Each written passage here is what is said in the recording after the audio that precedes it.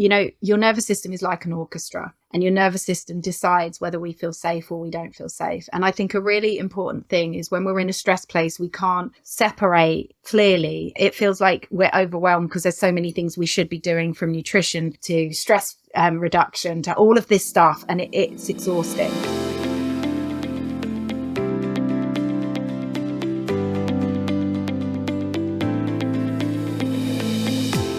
So welcome back to the Founders Flow podcast. This is actually our last episode of our mini series for PCOS Awareness Month. And we have got back on the podcast Meg Sharland, because Meg's did us a fantastic podcast episode way back in series 1. And it was talking all around like the nervous system and how everything's kind of connected. And we thought, actually, let's bring Meg's back and let's do a really specific and focused one around PCOS and our hormones and how that like mind and body is all connected. And Meg's is definitely the expert in this area.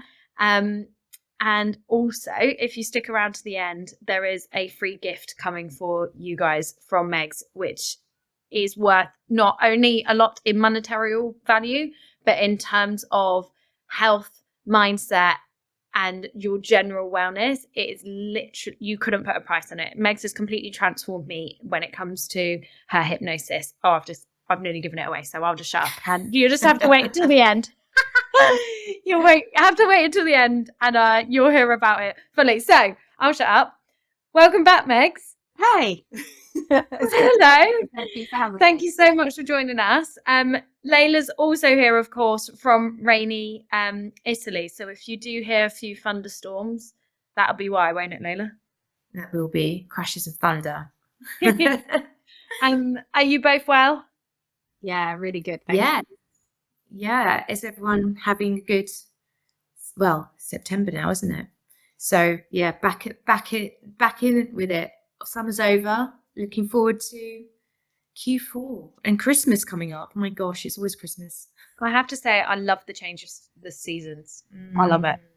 Yeah, I think September's one of my favourite months. Yeah, that transition. I live in the countryside, so you get the transition from like all of the crops up, and then they're slowly taken down, and the fields all nourished, and then ready to go again for the next season. I love it. It's a cozy. I love autumn. It's spring and autumn are my favourite seasons. Yeah. But let's change, have this conversation. The feeling change. Yeah, have this conversation with me in January, February, and I'll be like, help me. I just want summer. I need to dry out. Suck out. So, I think because we all know you, Megs, if okay with you, we will just jump straight into it. Okay. So, question number 1. Can you explain how the mind is connected to the body, and then how that and stress can have an impact on things like PCOS? Yeah, so our body is filled with circuitry, basically. So we are like a machine, whether that's a car or any kind of engineering at all. Of when you're in physics at school and you have a circuit board, and you have the circuits, and you've got light bulbs that have to run in parallel circuits and all of those complex things. We're actually exactly the same. And so when I found that out, that thunder sounds amazing, Lena.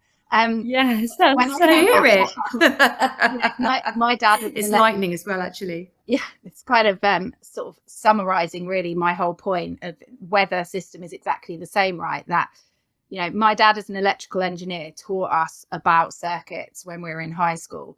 And then when I started to learn about psychology, the body, and training it in what I do now, I just suddenly realized that, when we take out the emotional elements of being human, I was like, hang on, like we can give ourselves such a hard time if our systems aren't working, like I'm broken, this isn't happening. But like we don't have the same emotional resonance if a light bulb goes out or a circuit doesn't work. We go, okay, where is the switch broken? Is something not working? Is the fuse gone? It's those things. Let's look at that. Let's look at how we can replace it or move things to make the circuit work.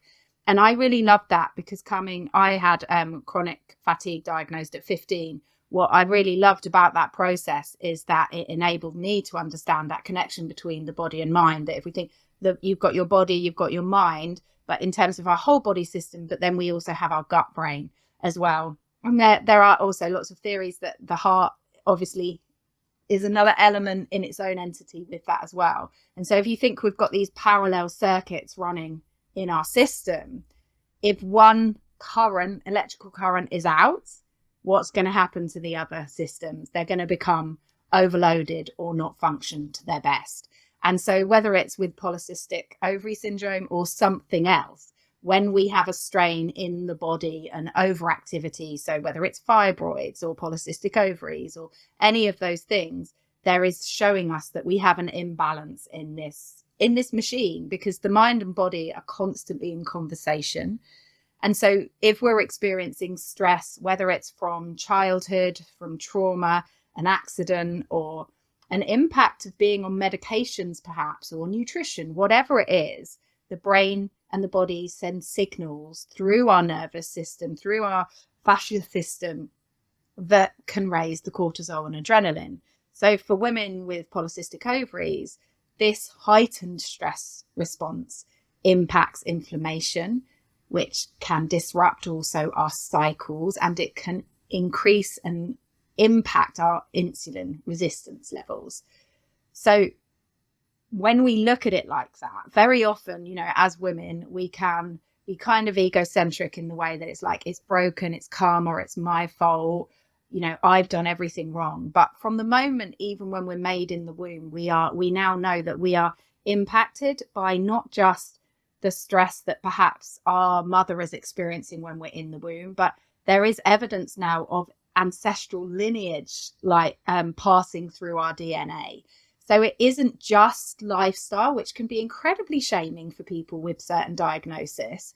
It is actually, and we know that polycystic ovaries, they're statistically we're likely to have it if, for example, our mother has had it or someone in our family, that actually that our body is born in a state where our circuits might not actually be firing in the correct way to begin with, but we're not given those types of health checks as we grow. The brain isn't taught how to communicate with the other parts of the circuit.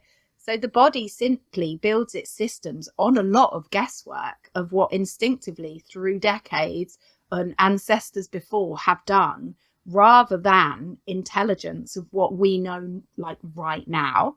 And so the mind and body, it's one system, but separate systems. But the hopeful part is that when we learn and educate with neural circuitry, which is what we do in hypnosis, EFT, EDMR, those kind of things, is that when the body, the brain, the gut, they all learn to work in that current, like our circuit in physics, what starts to happen is we can teach the mind how to manage, to be in control, how to calm. The body then doesn't get stress signals. It understands it's safe. And in safety, that's a state where the cortisol levels, the adrenaline, the insulin resistance won't be impacted, which then in turn means that inflammation can go down. Regularity of periods can be affected. And so, yes, the system might not be working, but it does mean that we can, like a car or a circuit, do something to change it. And I was just going to say, what about the stories we tell ourselves? Because there's something going on a physical level because we've got PCOS. But, when you go and get that diagnosis and then you, as many women do, go and Google PCOS and you see all of these symptoms, and then it's almost like you're creating stress, because even if you haven't got any of those symptoms, you're thinking, oh my gosh, that could happen to me. Because, as we've seen in our survey so far, so many women don't get any aftercare after they've been diagnosed with PCOS. So you don't know that, you may not experience every symptom, and every woman's different. So then you've not only got the physical issues of it, but then you've got the mental stress of worrying, which could make things worse, I suppose, and increase cortisol. So how could you deal with those? So I think something that I first got taught really in sort of my initial training was really choose the sources of information, opinions, and advice that you take from anyone in any situation in life. And that isn't something that we're generally taught through our education system, because, culturally we are very much taught, especially as women still, that you're told not to answer back. If children sort of very commonly ask questions, they can be told that they're annoying, or like, just, don't be awkward. Why are you asking that?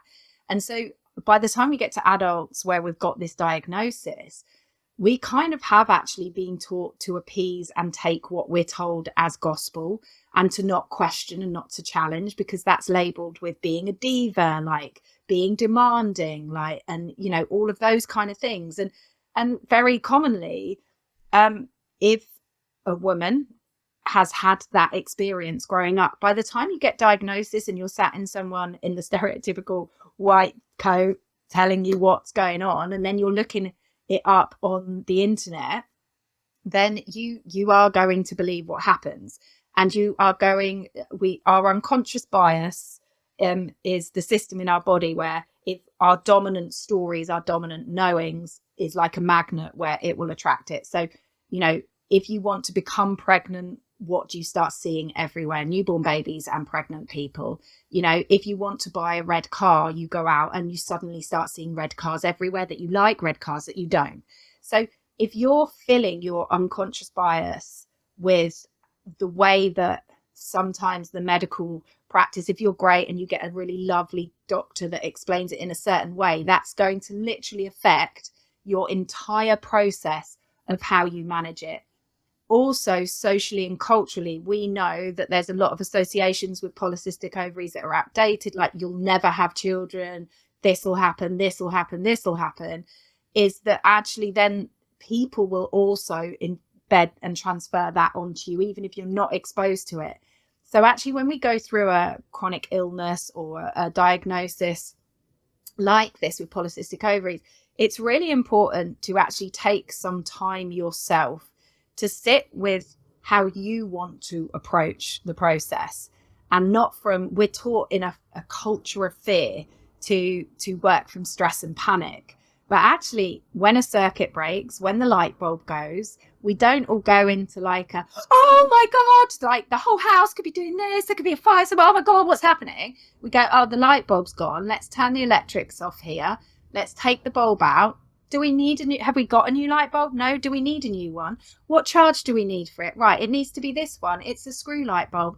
Who's going to go and get the light bulb? Let's do this. Let's put it on, see if it works. If it doesn't, we then go back to the mains board. So impressed with my knowledge, by the way. Thanks, Dad. I think you just explained what happened to me, actually, because I was 19 when I got diagnosed, and every adult that I dealt with up until that point had been in a position of authority. Like, I've gone to school, I've gone to university. They were all, anyone older than me was in a position of authority, and I wouldn't question it, just the way that I was. So when the doctor gave me the diagnosis and told me I'd find it difficult to have children, that was it. I just didn't question it. It didn't even occur to me to A, question it, or B, get a second opinion. And it was devastating. And that was my mindset. And I wonder sometimes whether that's the reason why I ended up having so many problems conceiving, because I'd almost told my body, convinced myself that I was going to find it difficult to have children. Well, I think so you never know, but I think that is a big reason for me. Yeah. I think when I had like issues with my period and things like that, like I just told myself I don't have a period and these are the issues and this was just me, and I labeled myself with having amenorrhea, and it took so much to sort of strip that from me that I think that's why I continue to have it and like sort of kept myself stuck in sort of like half recovery, because I've got a bit of an issue with my hormones. It was like the story I was always telling myself. Yeah. And the thing is, once we, like I said in the last recording, our neural circuitry, so the signals that send between each of the systems, so the body, the brain, the gut, the nervous system, like, it's not literally like this, but this helps me and helps my clients understand it. The first time you hear something or get something, the neural circuitry, it's like if you pick up on it, so a diagnosis we pick up on, whereas someone's saying something flippantly, it kind of stays there unless people keep repeating it. So it's like a thread of the finest cotton that you would sew something so subtle with, right? Almost like a spider's web, let's say. But each time you find evidence to confirm and like actually give you evidence that this is actually even more of a possibility, what starts to happen is it goes into a stronger bit of cotton, then it goes into a bit of string, then it goes into a bit of rope. And if you keep, which is why it's the idea of where affirmations come from doesn't fully work in the same way, because your consciousness state is wrong, but to like really heighten it, but they can help affirmations.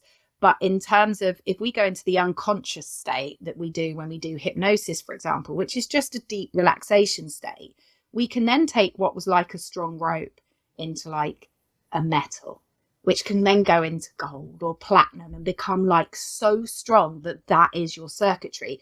Which is why when you speak to some people that have a diagnosis and they're just like, people will throw stuff at them and they just have this ability to look like it doesn't affect them, is because they have built those circuitries so strong that is just madness to them, and their brain won't take it on board. They like bat it away and they're like, nah.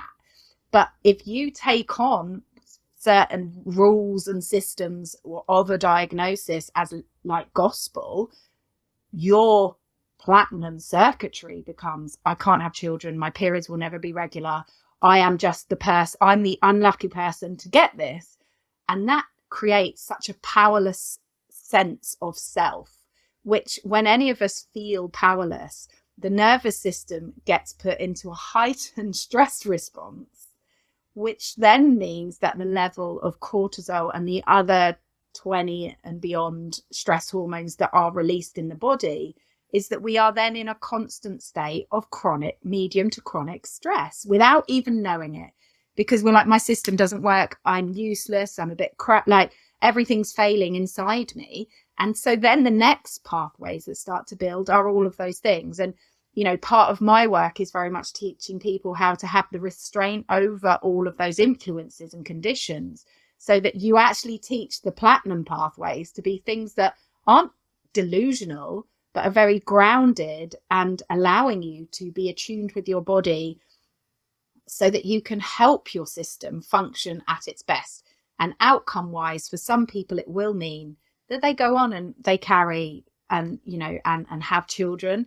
And for other people, it might be that they just they decrease the inflammation, their periods become more regular, their symptoms of premenstrual, postmenstrual symptoms decrease hugely because they stabilize and balance their internal system. And so that is the important part, is really like your influences of how you choose to take on that information can set the foundation of how you go through that process. Yeah, and I think you've just like summed it up perfectly. Is like, whatever's happening in our body, whether that's inflammation, if we're then stressed on it about that as well, and if what's going up here, whether that's from past trauma, childhood trauma, or generally the stories that we tell ourselves, that increase in stress is going to affect our physical symptoms, right? But also, I would say, sorry, just to say, because that struck a chord with me, and I wonder whether, just talking about trauma, because you've got your big traumas, haven't you, which are significant, and then you've got, are they called little t traumas? There's big, I can't remember. There's a name for the little like micro ones. And when I remember that diagnosis like it happened nearly 30 years ago. I remember being in the room. I remember where the doctor was sitting. Like, I remember it. So that must be like have kind of implanted itself in my body, almost, because I can still take myself back there right now. And I hadn't really thought about it like that. And I think if something has so much of an impact on you at such a young age, you do carry it with you. And I suppose, talking about things that you're able to help people with, Meg, it's about moving that trauma through the body. It'd be interesting to know how does trauma stay stuck in the body? Because it does, doesn't it? Yeah. So we have something called the implicit memory store, which is a sensory memory store that associates anything that has happened in the body and all of the sensory elements in those moments. So for you might remember the smell of the medical room that you went into. You might remember the color, the texture of the seat. You might remember the sound of his voice, if it was, say, an especially low voice, or he may have spoke incredibly slowly, or whatever it is, your body, because it was a poignant point in your life. Our body and brain have this incredible ability of capturing those moments for us, which go for like the heightening moment that, you know, you have your first kiss to literally finding out a diagnosis. Okay. So what happens is the body and brain are always on our side. And it isn't that, you know, because they're working in conjunction with each other, you're getting something important. A little alarm goes off and goes inside us. Our team is going, this is important. We need to like focus in, guys, and remember this moment, recall this moment. This is important. So what then happens is your hands that were resting on the couch in the room or the chair or whatever it was, like might be rubbing on it. And so you'll remember that feeling on your hand and all of those things. And this implicit memory store recalls it all. And so then what happens is through your whole diagnosis process, that smell that you had, then every time you visit a hospital that has that smell, your body recalls all of the sensations that you felt in that diagnosis, in that moment, right then and there, when you're going for a checkup for your iron. But you suddenly start feeling all of that stuff. So when you've been through a diagnosis that is particularly stressful, that's why people get an aversion to hospitals, dentists, like all of those things, is that if you've had a hard experience, hospitals then get labeled as a place where bad things happen. So then when you go to get hospital to have treatment or support for your polycystic ovaries, actually, when have you skipped out of hospital feeling better? If your brain hasn't got an implicit memory of that, your brain is already got this unconscious bias that is like, oh God, what are they going to tell me today? Like last time I sat on that chair and there was that smell. And then the next thing, someone comes in and they've got a voice that's similar to the doctor you had before. And now your body's bracing yourself and you're tight in your chest because your body is working for you. And it's saying you need to guard up. We need to be on defense here, like something's going to happen. So trauma, whether from childhood, medical experiences, fertility struggles, body image, it doesn't matter. If the nervous system was on guard then, it can live long after in your system. Not like it's just there in some random location, but when the implicit memory store is triggered in some way, and that's what the word triggered really means when people are saying it, is that what happens is the body doesn't know the difference between the past and the present. It's just collating the evidence for you to say this could be a high risk situation. So we need to brace ourselves for what's going to happen. So for women with polycystic ovaries, this can show up as these ongoing stress loops where it makes it harder to trust the body, to feel safe in it, because through the bombardment of people going, dramatic responses as they tell them that as you tell them you've been diagnosed, finding articles online, all of those other things, is that actually part of the process is healing the trauma loops that you've got going through it rather than the symptoms and the by symptoms of it itself. Yeah, I love you. I feel like it makes sense, as when I was in HA recovery, I kept a proof bucket list on my phone, and every time I ate chocolate or like, you know, did Pilates instead of HIIT or anything like that, I wrote down like I just wrote it as proof for that. And I guess that's that rewiring of the brain, right? I'm providing the evidence. What are some of the ways, what if someone's listening to this, they've got PCOS, they're like, right, yeah, A, this is a story I tell myself. B, yeah, I'm similar to Layla. I feel a bit of trauma around, I remember my diagnosis so clearly. Maybe, you know, some of the deeper childhood stuff of maybe taught to stay quiet and, you know, you're not worthy and that sort of thing. If someone's listening to this and they're like, actually, yeah, I can really relate to that. What are some of the things that they can do that are ways that they can use their mind to help just heal their physical body? And I guess I should decide know this. And we're not saying that, you know, all you have to do is work on your mind and you will heal your PCOS. But, you know, really what this comes down to is that regulation of the nervous system to stop added stress on the body, right? Right, exactly. And it's, you know, there are some really interesting studies of an integrative approach. And I think that's what's really important with anything that's like a chronic illness or diagnosis that really is going to impact your life, like polycystic ovaries, is that, you know, your nervous system is like an orchestra. And your nervous system decides whether we feel safe or we don't feel safe. And I think a really important thing is when we're in a stress place, we can't separate clearly. It feels like we're overwhelmed because there's so many things we should be doing, from nutrition to stress reduction to all of this stuff, and it's exhausting.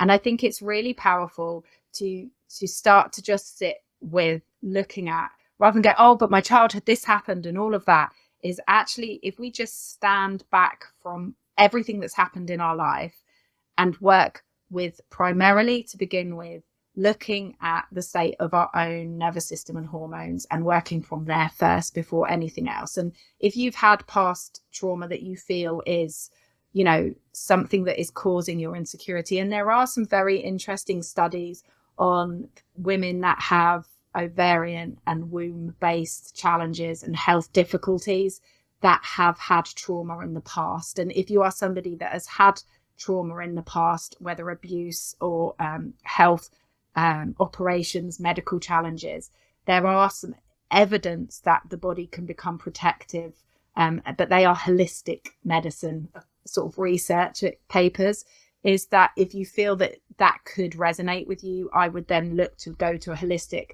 practitioner, one-to-one support with emotional therapy to look at that specific trauma yourself. Other than that, I would advise that you start to understand your own machine. So your own circuit, like, park the polycystic ovaries as it's there. Let's accept it. Let's understand we've got that. That's what it is. But my focus is going to be on understanding my machine, my nervous system, and how do I feel safe in my body? Because when we start to feel safe in the body is malleable and all kinds of changes can start to happen. There's so much evidence, thanks to neuroscience now, that we know that the brain and the body cells, what can be made can actually also go. So what we have to do is we have to get our body functioning in the best way it can. Now, I'm not an extreme health advocate, because I think a lot of people that do that are often coming from fear as well. So it's all about balance for you. So your hormones is a body's orchestra. The nervous system is the conductor. So why would you go to the bass player in the orchestra to sort it out when you could speak to the conductor and change how the whole orchestra plays? So if the nervous system is in fight or flight, you feel that you're stressed, you feel incredibly teary, you feel you might be avoiding your diagnosis, you feel like you're really angry about your diagnosis, all of that is a sign that we're in a fight or flight response. Okay, so the cortisol is rising and it's disrupting your delicate balance in your body, your reproductive hormones like estrogen, progesterone. That's going to make our ovulation possibly irregular or even periods stop altogether. So by prioritizing the nervous system is going to help restore balance first. So one of the things that I'm going to gift will support you in teaching your body and brain how to support your nervous system. Because something that I've really found in my work is that people that have experienced diagnosis, whether the thyroid or these types of things, is the brain and the body, if they don't actually know what that organ should be doing, right? If that organ was put under stress at any point and being put into fight or flight, that body part can just get caught in a stress loop itself. And our brain is very powerful. So if we don't give the brain a chance to actually understand the function of that body part, we need to actually educate it. And so I've found that educating my clients in a hypnotic state, a deep relaxation state of that body part, of that function, then we actually can start to make choices that help our nervous system in this case. So my advice would be to learn about your nervous system, not as a stress point, but it's interesting to learn. It's not out of weakness you're learning. This is the machine we live in. Our body and brain are that's part of who we are. So by learning how to support your nervous system, by learning to give yourself time in your lifestyle for the hobbies that bring you into a joyful, fun state that aren't going to cause inflammation, those kinds of things are going to be an incredible start. Because obviously things like sleep, very commonly in research with polycystic ovaries, women who have polycystic ovaries often struggle with the quality levels of sleep. So by also looking at your nervous system and your sleep patterning, to me, they would be the first places I start with any client that comes to me with polycystic ovaries. It's interesting, isn't it? Because, when we look at something like PCOS as a diagnosis, we immediately think, okay, I need to change my diet. What kind of ways can I move my body? But your brain and your mind are so important in the whole kind of ecosystem of being well. And so many people just don't even think about doing it. I mean, I love meditation. I wish I did it more. I do go through stages of like really prioritizing it. But really, it should be as important as going down the gym. But it's not for so many people. Me and my clients, we say it's even more important than that. We say it's on our oxygen list. So we create an oxygen list of what are our fundamentals. Now, I work with quite a lot of neurodiverse clients. So often things like remembering to go to the bathroom, because when we're neurodiverse, that signaling can be weaker. Remembering to drink regularly, remembering to eat regularly, because they get so hyperfixated often on their work, or go into the gym and find themselves coming out 3-4 hours later, like those kind of things. Is that I feel like you're outing me. I know, me too.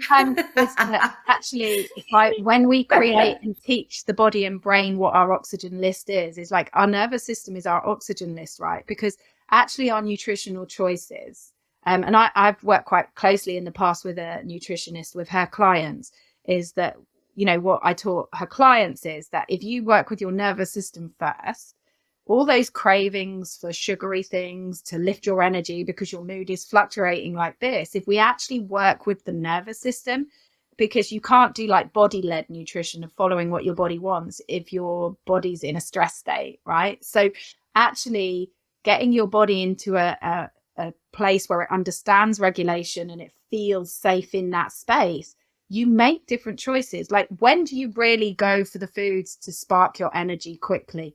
Is when you're exhausted, you're burning out, or you've had an argument, you haven't slept and you're stressed. Yeah. Right. So if we work with the nervous system, all the nutritional elements and those things that can truly help polycystic ovaries, all of that will be a compound ripple effect, because your nervous system will make those choices for you because it's not spiking. Yeah. And this is literally, I can speak as someone that has done this process with Meg's, is used one of her hypnosises daily. And when I say my life changed, right, this is, Meg's, you and I were talking about it last week, was it? Where I literally did one session of a new one that Meg sent me. And I'm not joking. I've then done it daily since, and I haven't been the same since. So I've come off like 4 weeks of me and my family being ill, which felt like the sickness lasted for about 3 weeks within each of us. And I did the hypnosis on the night that Meg sent it. The next day, I literally woke up a different person, to the point that like I had the energy to clean my house. I was smiling. I felt like I knew I wanted to create content again. Like, there was so many, my energy completely changed. And because Meg's educates you while you're in that hypnosis state. So my one was around the thyroid, and Meg's beautifully talks about it as a butterfly. It then meant that throughout the day, every time I saw a butterfly, I gave a little nod. So like, it's not just subconscious nervous system. You're able to, it enables you to educate yourself to then visually provide yourself evidence. And that's why we knew that PCOS Awareness Month is always a huge month for us. And we wanted this month to be something slightly different for you guys. And that's why when we decided to do the mini series, it's why we spoke to Future Woman, the hormone tester, like, okay, what is PCOS? Because often we're told we've got PCOS and we don't even know what it is. But then also, instead of just looking at diet and exercise, what are other ways that we can actually help us? And I truly believe Meg's hypnosis is completely life-changing. And that is why the exciting thing is that Meg's is going to gift everyone a free recording around. Do you want to explain a little bit about how this recording's predominantly for MyOva guys? So hypnotherapy works with your subconscious. So like you just perfectly described, Chloe, like what you learn in that state, then you start to get your unconscious bias working for you in your daily life. So the ripple effect, those neural circuitries build more and more and more each day. So you start to learn that your body isn't broken. Your body is capable of balance, of healing, of helping you. And when the body believes, like any of us, if we think, oh, they're balanced, they're really healing, they can help, like you want more of it, right?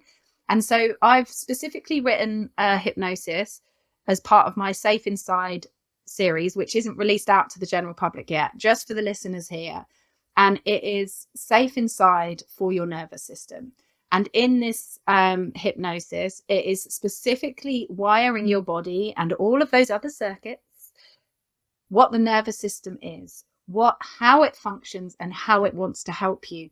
So you learn very powerfully with the visualization. And the studies are highest for cancer patients in visualization, that if you imagine your body generating and healing, my dad is in remission and he was told he had 5 years. He's on 13 years now.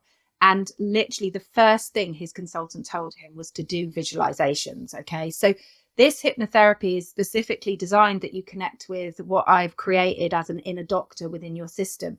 And we educate your inner doctor to understand what the nervous system is for and why it's super important that we teach it. It doesn't have to panic and shit its pants anymore, essentially. That actually, by getting the inner doctor to take control for us and educate and help the nervous system, you will then make choices in your life, whether it's through you decide that call in to go, actually, I've been wanting to do some somatics or something softer like yoga, that you suddenly find yourself doing it. This hypnosis will lay the foundation for those choices because it's designed very intricately to bring you into safety. And so the more that you practice it, what will happen is when you go into hypnosis, your body learns the skill of going into safety. And if you practice that in the hypnosis, then the more you do it, the more you'll learn how to become in safety in your day-to-day life and as life happens. And how do we use it? Do we listen to it while we're going to sleep, or how do you recommend that you? Okay, how long is it as well? And how does it work? There's 2 pockets of time that we are at optimum sponge effect. So that is in the few minutes before we go off to sleep and the few minutes that we wake up. So very often I write some of my best hypnosis as soon as I wake up. I'm like, oh, and it's like just out. And I'm like, oh my gosh, where'd that come from? And it's because we're in this incredible consciousness state at that point. We've drifted out of day-to-day conscious state, right? So we're going through those different states. So if you can, when you wake up or when you go to bed, you can listen to it. If you fall asleep listening to it, your unconscious and subconscious still listens. There are actors and actresses around the world that listen to scripts when they go to sleep because they just learn their script whilst they're asleep. It's the same with hypnosis. Your brain will still take it on even whilst you're sleeping. But equally, if that time doesn't work for you, like if you work from home and going having a break midday and go get on the sofa, put some earphones on and listen to it then. And also not whilst ever operating machinery, anything like that. If you're cleaning the house, folding laundry, whack some earphones in, listen to it then. There's something called highway hypnosis, which is when we're doing a repetitive task that we know, the body loves it and our consciousness state drifts anyway. So as long as you're not doing something where you could put yourself at risk, like sit and for years, I was a single mum. I'd put my hypno on while I was doing the laundry and it just goes in very, very powerfully. So other than following my lead when it says close your eyes, just listen to the words. You can listen to it. If you haven't done it and you find routines hard, pick one evening a week where, I don't know, if you've got a partner and they might be out, like make it an indulgent evening and go, yeah, this is like my hypnosis night. If you're like me that loves a daily routine and pattern, pick a time slot and make it yours. And it's about 15-20 minutes. I can't remember exactly. It might be 17 minutes each day and practice it. If you don't do it one day, world's not going to end. Every day you do it, it's a bonus. It's a bit like every step that you take is an extra movement for your body. Each time you get to listen, do that. As a medical note, just as a side note, anyone that's experienced epilepsy, personality disorder diagnosis, or any kind of sense of being out of your body, or like with extreme depression, anything like that, what I would suggest is that you just need to get medical advice from your practitioner, from your health practitioner, or email me, because there are alternatives that are better for you. And I wouldn't advise that you do any form of meditation or hypnosis, whether it's in a yoga class or anything else. That is standard practice for a certified hypnotherapist to know that. But very often in other forms, those things can get missed a little bit. So if you have any seed of doubt, then with disassociation or those diagnoses, then just get in touch and always seek advice before you practice. Amazing. It's such a great gift for our community. I don't think we've ever done anything like this before. No, I'm and I looking just forward don't. to it.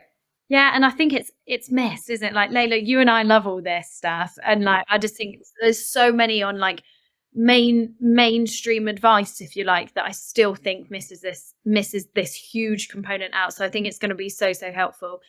How to get hold of that recording will be all down in the show notes, guys. So make sure you check it out. Also, please make sure that you come and join our community via our WhatsApp and also our Instagram. And of course, follow Meg Sharland on Instagram, and I will leave all of her details down below as well. Megs, thank you so much, not just for the gift, but for your time for this recording. It really is going to change so many people's lives, and I don't think they even know it yet, which gets me really excited because of how much it's helped me. So thank you. A pleasure. It's amazing work, ladies. Keep it up, and I look forward to seeing you soon.